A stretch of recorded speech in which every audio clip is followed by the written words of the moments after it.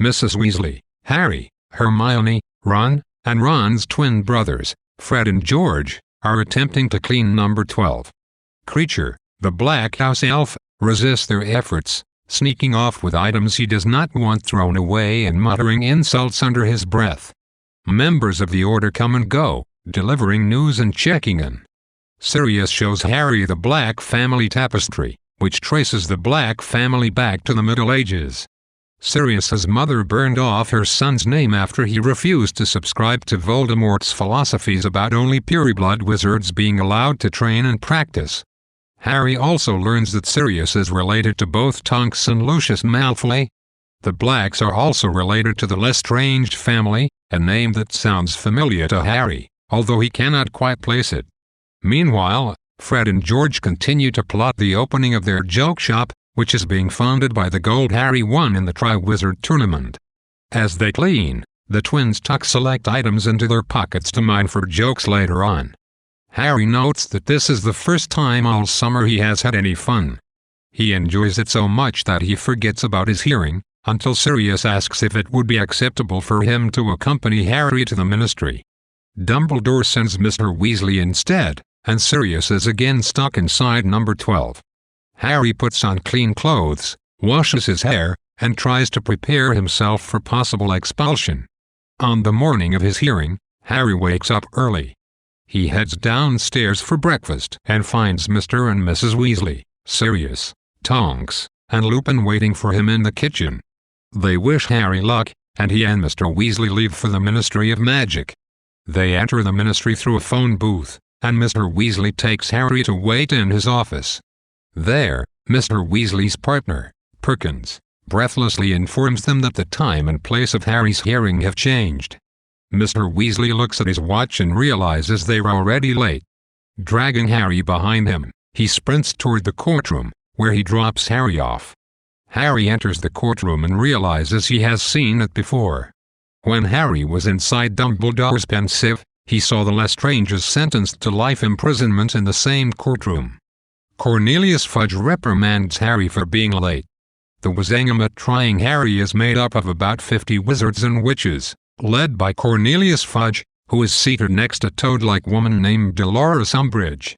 Percy Weasley is present to transcribe the proceedings. As the hearing begins, Dumbledore breezes into the room, declaring himself a witness for the defense. Dumbledore does not look at Harry. The hearing begins. Members of the Wizengamot seem impressed that Harry was able to conjure a full Patronus, but do not appear to believe Harry's story about Dimmonds appearing in Little Winging. Dumbledore calls Mrs. Fig as a witness, and she nervously corroborates Harry's story. Fudge still refuses to believe that Dementors, who are under strict Ministry control, escaped as Azkaban to terrorize a Muggle suburb. The Wizengamot votes, and Harry is cleared of all charges. Before Harry can thank Dumbledore, Dumbledore dashes out of the dungeon. By describing how dire Sirius's circumstances are at number 12, Rowling establishes a strong parallel between Sirius's imprisonment there and Harry's imprisonment at Fort Privet Drive. Like Harry, Sirius has been stuck inside all summer, unable to travel freely because the Ministry of Magic is still pursuing him for 13 murders he did not commit. Rather than helping the Order fight Voldemort, Sirius has been ordered to remain inside, cleaning out his old house and attempting to make it fit for humans.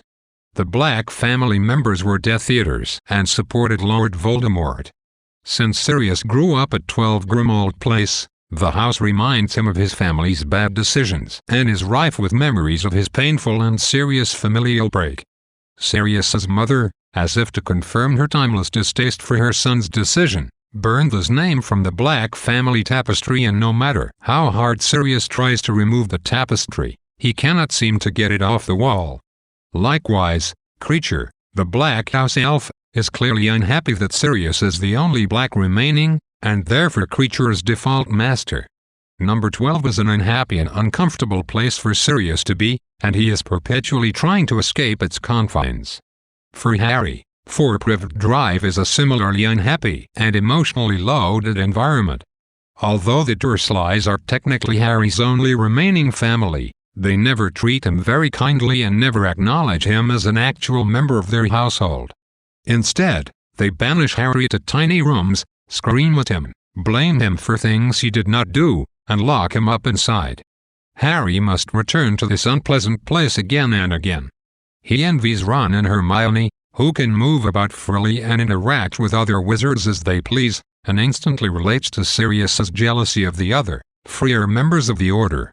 Aside from recognizing the difficulty of being unfairly contained in an unhappy home, Harry also relates to Sirius's sense of being orphaned by his parents, even though Sirius's split with his mother and father was ideological, while Harry's parents were murdered.